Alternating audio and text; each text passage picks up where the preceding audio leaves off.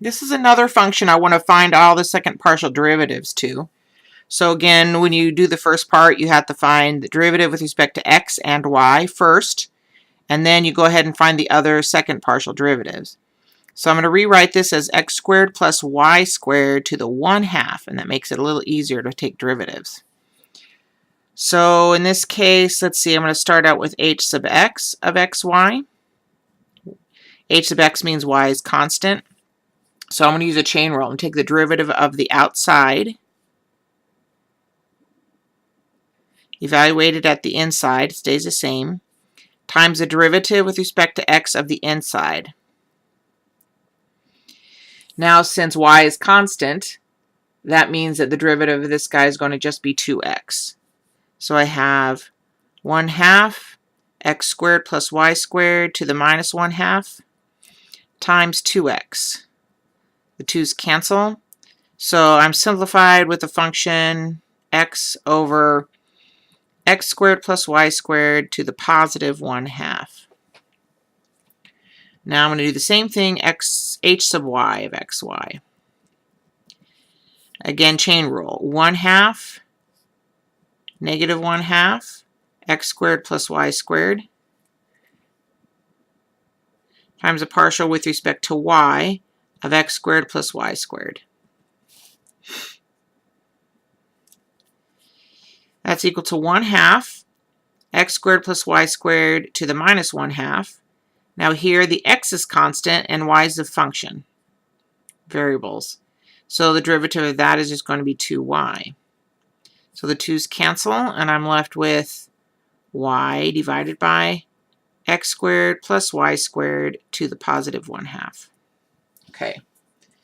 Now the second partials are a little bit more challenging. Not hard, they just are a little more time consuming. So let's start with, I know that this is h sub x of xy, and I know this is h sub y of xy. So let's find h sub xx and h sub yy. So now starting h sub xx of xy, that means I'm going to take the partial with respect to x of this function. Now I'm going to rewrite it a little bit so it's a little easier to take the derivative of. So it's going to be x times x squared plus y squared to the negative 1/2. And then I'm just going to use the product rule. So the derivative of the first with respect to x is 1 times the second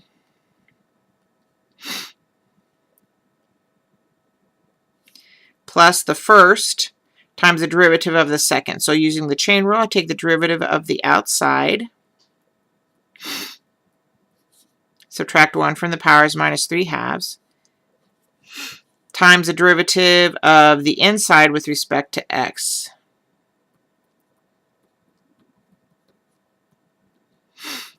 So this gives me x squared plus y squared to the minus 1/2 plus, let's see, x times minus 1/2, x squared plus y squared to the minus 3/2.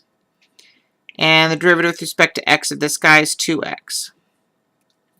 So the 2's cancel. Here I'm left with an x squared on the top. So this is going to equal 1 over x squared plus y squared to the 1/2 minus, because of that negative sign, x squared over x squared plus y squared to the 3/2. Now this actually simplifies really nicely. The common denominator is x squared plus y squared to the 3/2. So this is missing an x squared plus y squared to the first power.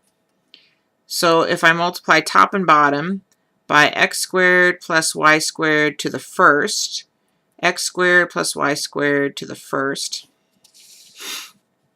over here that gives me x squared plus y squared, and over here I have a minus x squared. And everything is divided by x squared plus y squared to the 3/2. In the numerator, you can see the x squares cancel. So I'm left with y squared in the top and x squared plus y squared to the 3/2 in the bottom. So I'm running out of paper. So part 2 will be h sub yy and h sub xy.